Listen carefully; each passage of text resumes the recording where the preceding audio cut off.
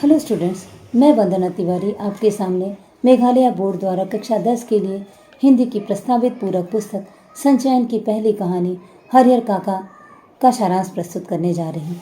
हरिहर काका कहानी के लेखक है मित्रेश्वर। तो हरिहर काका कहानी अत्यंत मर्मस्पर्शी कहानी है और इस कहानी में हमारे ग्रामीण पारिवारिक जीवन तथा हमारे धर्म के प्रतीक धर्मस्थलों में जो स्वार्थपरता पैर पसारती जा रही है, इस स्वार्थ प्रवृत्ति के पैर पसारने के कारण लोगों को कितनी तकलीफ उठानी पड़ती है और लोग अपने के बीच में पराये हो जाते हैं, इसका बड़ा ही सुंदर चित्रण प्रस्तुत किया है। लेखक हरिहर काका के जीवन से अत्यंत गहरे जुड़े हैं और लेखक जिन चंद लोगों का अपने जीवन में सम्मान करते हैं उसमें हरिहर काका भी हैं।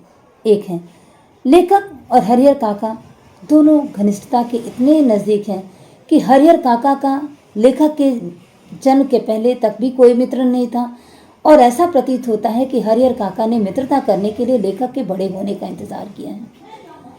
तो कहते हैं कि लेखक बताते हैं कि उनके इस घनिष्ठता का कारण लेखक की माँ बताती हैं कि हरिहर काका लेखक के बचपन में उनको कंधे पे बिठाकर चारों तरफ घुमाया करते थे और एक पिता जितना प्रेम करता है हरिहर काका लेखक से उतना ही प्रेम करते थे। तो कहते हैं कि किसी से प्रेम के दो कारण होते हैं, एक वैचारिक कारण होता है, एक व्यवहारिक कारण होता है। हरिहर काका से लेखक की मित्रता का दोनों ही कारण हैं। व्यवहारिक कारण यह है कि हरिहर काका लेखक को बहुत प्रेम करते हैं और वैचारिक कारण यह है कि हरिहर काका अपने हृदय की सारी बातें लेखक मित्रेश्वर से बताते हैं, इसके अलावा वो किसी से कोई बातें नहीं करते हैं। तो इस तरह लेखक और हरिहर काका का बड़ा ही घनिष्ठ प्रेम है। तो लेखक आगे बताते हैं कि हरिहर काका की अपनी कोई संतान नहीं है और वो सारी बातें लेखक से ही बताते थे। आजकल हरिहर काका जिन परेशानियों में घिर गए हैं कि वो लेखक हरिहर काका को देखकर दयनीय स्थिति में पड़ जाते हैं कि हरिहर काका के कष्ट को किसी तरह से दूर किया जाए जिससे कि वो ठीक हो सके। तो हरिहर काका के जीवन में ये कष्ट कैसे आया, इसके लिए हरिहर काका के जीवन में आने वाले दो प्रमुख घटनाओं के बारे में जानना जरूरी है। पहला है ठाकुरबाड़ी, जो गांव की ठाकुरबाड़ी है, और दूसरा हरिहर काका का परिवार। तो ठाकुरबाड़ी के बारे में जानना पहले ज़रूरी है। गांव में लेखक बताते हैं कि हरिहर काका का परिवार रहता है और ठाकुरबाड़ी है। कहते हैं कि ठाकुरबाड़ी की स्थापना कब और किसने की, इसके बारे में कोई स्पष्ट तरीके से किसी को कुछ पता नहीं है। बस सब लोग यही कहते हैं कि एक संत जी आए और उन्होंने ठाकुर जी की पूजा करना प्रारंभ कर दिया और सभी लोग वहाँ पर पूजा करने लगे और धीरे धीरे सब लोग चंदा जमा करके वहाँ ठाकुरबाड़ी बना दी गई और इस तरह लोग वहाँ पर जाते, पूजा करते, अपनी मन्नतें मांगते और मनौतियाँ पूरा हो जाने पर वहाँ पर दान भी अच्छी तरह चढ़ाते थे। धीरे धीरे वहाँ पर सारे मन्नतें पूरी होने लगी और लोग जाते और वहाँ ज़्यादा दान चढ़ाते थे। स्थिति ऐसी आ गई थी कि कुछ लोग बेटी की शादी के लिए, बेटे की सरकारी नौकरी के लिए, खेती में अच्छे फसल के लिए, मुकदमे में जीत के लिए, बेटा पैदा होने के लिए तरह तरह की मन्नतें करते और मन्नतों के पूरा हो जाने पर वहाँ बहुत कुछ दान किया करते। कुछ लोगों ने ज़मीन दान करना भी शुरू कर दिया। तो धीरे धीरे ठाकुरबाड़ी के पास इस तरह ज़मीन दान करते करते काफ़ी ज़मीन हो गई। तो गांव में सबसे ज़्यादा किसी का विकास हुआ तो ठाकुरबाड़ी का विकास हुआ।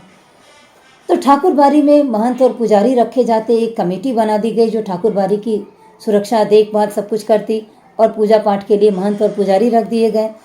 तो ठाकुरबाड़ी का काम था लोगों में धार्मिक प्रवृत्ति को जगाना और जब भी गांव में आपदा या संकट की स्थिति आती तो वहाँ पर तंबू लगा दिया जाता और ठाकुरबाड़ी का द्वार खुल जाता और सभी को वहाँ सुरक्षा मिलती, भोजन पानी मिलता और लोग कीर्तन वगैरह किया करते। इस तरह ठाकुरबाड़ी का कलेवर पूरा बढ़ता गया, विस्तार होता गया और ठाकुरबाड़ी अपने आप में एक बड़ी ठाकुरबाड़ी हो गई। इधर हरिहर काका का परिवार गांव में रहता था। हरिहर काका के 4 भाई थे। हरिहर दूसरे नंबर पे थे। हरिहर काका के सारे भाइयों का विवाह हो चुका था, भतीजे भतीजियाँ भी हो गए थे और हरिहर काका के कोई संतान नहीं थी, क्योंकि हरिहर काका की शादी हुई, 2 बार शादी हुई और दोनों पत्नियां बिना बच्चा जने स्वर्ग को सिधार जाती हैं और इस तरह हरिहर काका दुनिया में अकेले रह जाते हैं और वो भाइयों के परिवार के साथ बड़ा प्रेम से रहने लगते हैं। भाइयों ने भी अपनी पत्नियों को हरिहर का ध्यान रखने के लिए कहा, भोजन पानी की किसी तरह की तकलीफ न हो ऐसा हिदायत दिया और उनकी बड़ी देखभाल होने लगी। धीरे धीरे हरिहर के साथ दुर्व्यवहार होने लगा। भाइयों की पत्नियों ने अपने पतियों को तो टहर चौका लगाकर भोजन कराना प्रारंभ कर दिया और हरिहर को बचा कुचा खाना देती थी। धीरे धीरे ऐसा हो गया कि जब हरिहर बीमार पड़ते तो हरिहर को एक गिलास पानी भी कोई नहीं पूछता। हरिहर को अपने जीवन के संघर्ष अपने आप करने पड़ते थे। भोजन भी ठीक से नहीं मिलता, बीमार में कोई देखभाल भी नहीं करता। हरिहर का मुंह भंग अपने भाइयों के परिवार से होने लगा। इसी तरह हरिहर एक बार बीमार पड़े और उनकी तबीयत खराब हो गई थी। इसी बीच हरिहर का भतीजा शहर से अपने एक मित्र को लेकर आया और उस मित्र की आवभगत के लिए घर में अच्छे अच्छे भोजन बन रहे थे। भोजन की सुगंध और खुशबू को पाकर हरिहर के मन में अच्छे अच्छे भोजन की लालच लग रही थी, क्योंकि बीमारी की अवस्था में मुंह उनका नीरस हो गया था। तो वो भोजन चाहते थे, लेकिन उनको उस दिन किसी ने भोजन भी नहीं दिया। और जब उन्होंने भोजन मांगा तो एक बहू एक थाली में भात और दही बिलोए हुए मट्ठे को ले आकर उनके सामने अचार के साथ रख देती है। हरिहर यह भोजन देखकर नाराज हो जाते हैं और बड़े क्रोधित होते हैं और थाली उठा के झन्न की आवाज़ के साथ वो आंगन में फेंक देते हैं। उनकी आवाज़ सुनकर सभी बहुएं बाहर निकल जाती हैं और हरिहर क्रोधित हो जाते हैं और कहते हैं कि तुम सब सोचती हो कि मैं तुम लोगों की दया पर जीवित हूँ। मेरे हिस्से का अनाज भी इसी घर में आता है, मैं कोई बेचारा नहीं हूँ, मेरे हिस्से का भी अनाज यहीं आता है। इस तरह कहकर हरिहर क्रोधित होते हुए भाइयों के पास चले जाते हैं। और इधर ठाकुरबाड़ी के एक पुजारी जी हरिहर के घर में आए हैं और उन्होंने वार्षिक हुमाद के लिए कुछ चंदा लेने आए हैं। इसी बीच ये घटना सुनते हैं और पुजारी जी ये घटना जाके मंदिर के महंत को सुनाते हैं और हरिहर निकलकर अपने भाइयों के पास सारी बातें बताने के लिए जा रहे होते हैं।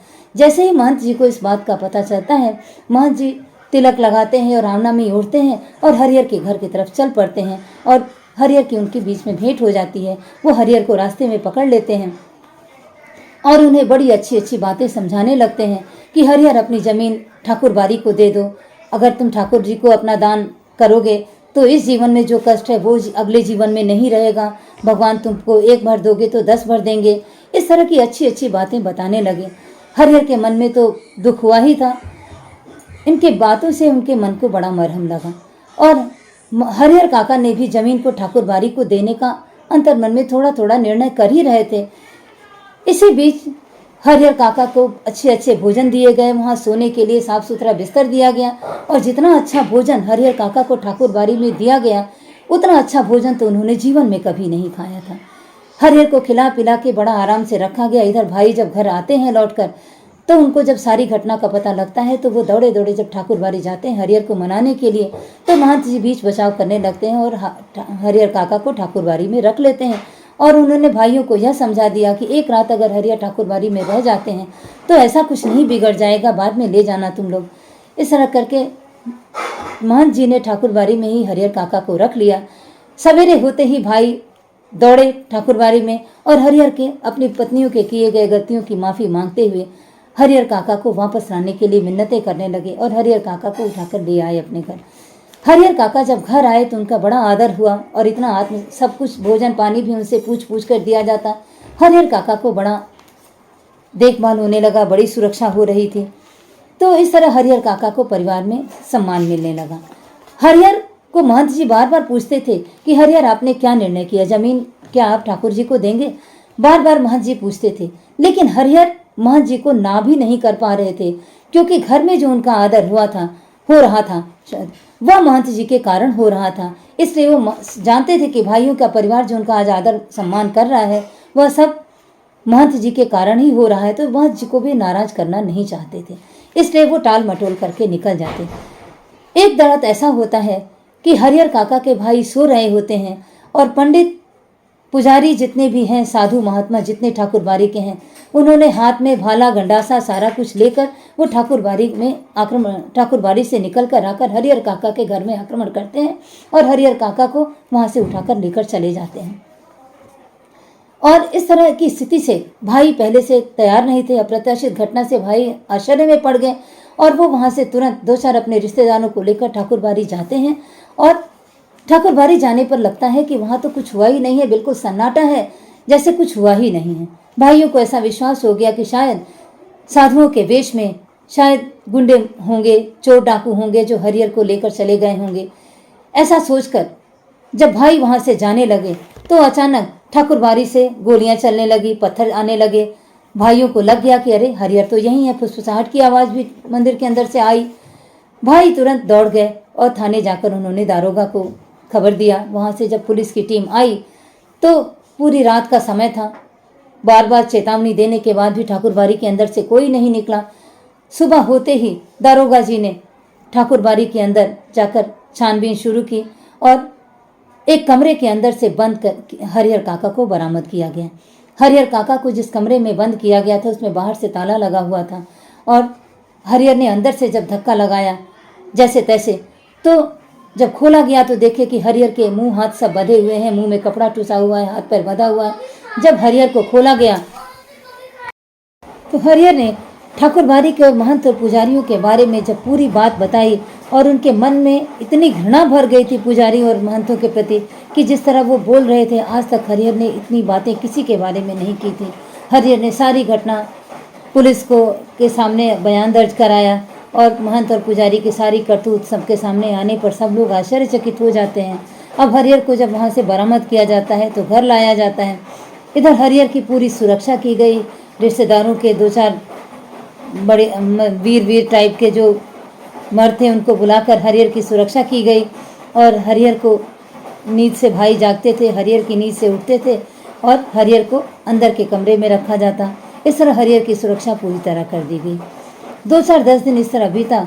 तब भाइयों ने भी हरिहर को बोलना शुरू किया कि ज़मीन हमारे नाम लिख दो, समस्या ख़त्म हो जाएगी। जब तक ज़मीन तुम्हारे नाम है तब तक ऐसी समस्याएं आती रहेंगी।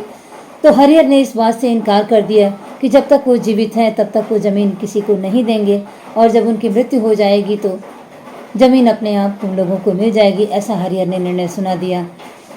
हरिहर के ऐसा निर्णय सुनते ही भाई नाराज हो गए और भाइयों ने भी वही रूप धारण कर लिया जो महंत और पुजारियों ने धारण किया था। भाइयों ने भी इनको हाथ पैर बांध कर इनके हाथ जबरदस्ती अंगूठे का निशान ले लिया और मारा पीटा भी। जैसे ही हरिहर को मार पीट के जबरदस्ती अंगूठे का निशान लिया जा रहा था उसी समय हरिहर के मुंह से आवाज़ गई और हरिहर जोर जोर से चीखने लगे। बाहर तक लोगों तक आवाज़ पहुंच गई और बाहर से लोग अंदर आ गए। और जब ये खबर महंत जी को पता चलती है तो महंत जी फटाफट थाने जाकर इस बात की रिपोर्ट करते हैं और वहाँ से महंत पुलिस लेकर आते हैं। इस तरह हरिहर काका को अपने घर से बड़ी बुरी दशा में उनको गिरफ्तार किया गया। गिरफ्तार नहीं कहेंगे, इसको बरामद कहेंगे। हरिहर को बरामद किया गया और हरिहर की दशा ऐसी हो गई कि हरिहर के लिए महंत भी वही हालत है और घर परिवार भी वही हालत है। अब हरिहर को पुलिस थाने के सुरक्षा में 4 पुलिस के जवान उनको रख दिए गए। उनकी सुरक्षा के लिए हरिहर का खाना अलग नौकर बनाने लगे। उनकी सुरक्षा के लिए 4 पुलिस के जवान रख दिए गए और हरिहर वहाँ अकेले चुपचाप रहते थे। न हरिहर किसी से बातें करते थे, न हरिहर किसी से कुछ कहते थे। और इस तरह हरिहर की दशा नाव में फंसे हुए लोगों की तरह हो जाती है जो बीच बचाव में नाव के डूबने पर चिल्लाने के अलावा कुछ कर नहीं सकते। जब देखते हैं कि मौत बिल्कुल सामने होती है तो आवाज़ बंद हो जाती है। तो यही हालत हरिहर की मौन स्थिति हो गई है जो लेखक मिथिलेश्वर के लिए अत्यंत दुखद बात है। और जब हरिहर काका इस दशा में जी रहे हैं, जब लेखक मिथिलेश्वर उनसे बोलने जाते हैं, बात करने जाते हैं तो हरिहर उनसे भी कुछ नहीं कहते हैं।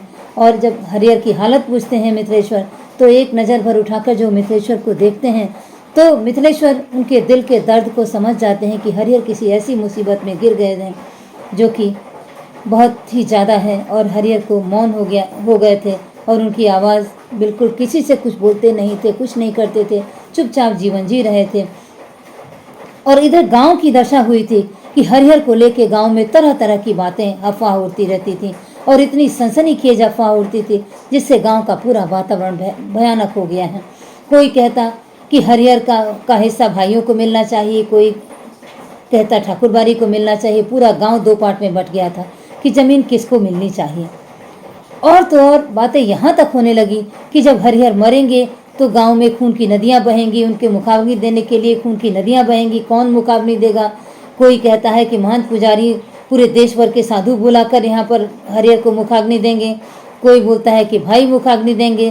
कोई कहता है कि भाई हरिहर की ज़मीन को हथियाने के लिए डाकू बूटन सिंह को कुछ रुपए देकर उनको ठेका दे दिया है। तो तरह तरह की बातें जो गांव में फैल रही थी, सब लोग हृदय थाम कर, दिल थाम कर इसी घटना का इंतजार कर रहे थे कि अब क्या होगा, अब क्या होगा। और बड़ी भयावह वातावरण हो गया था पूरे गांव में। और हरिहर काका तो कुछ कहते नहीं थे, ना उनके भाई कुछ कह रहे हैं, ना महंत कुछ कह रहे हैं, लेकिन गांव में तरह तरह की इस तरह की चर्चाएं, जो समझ में आ रहा है वो बोले जा रहा है। जिसको उत्तराधिकार के कानून के बारे में जो जानकारी है वो बड़ी बड़ी बातें बता रहा है, कोई कुछ कह रहा है। इस तरह गांव का पूरा वातावरण हरिहर को लेकर अजीब सी वातावरण बन गया है, और जो जी में आता है वो कहते हैं। तो इस तरह हरिहर काका कहानी का सारांश ऐसा है, और मुझे उम्मीद है कि आपको मेरे सारांश से आपको लाभ मिलेगा। धन्यवाद।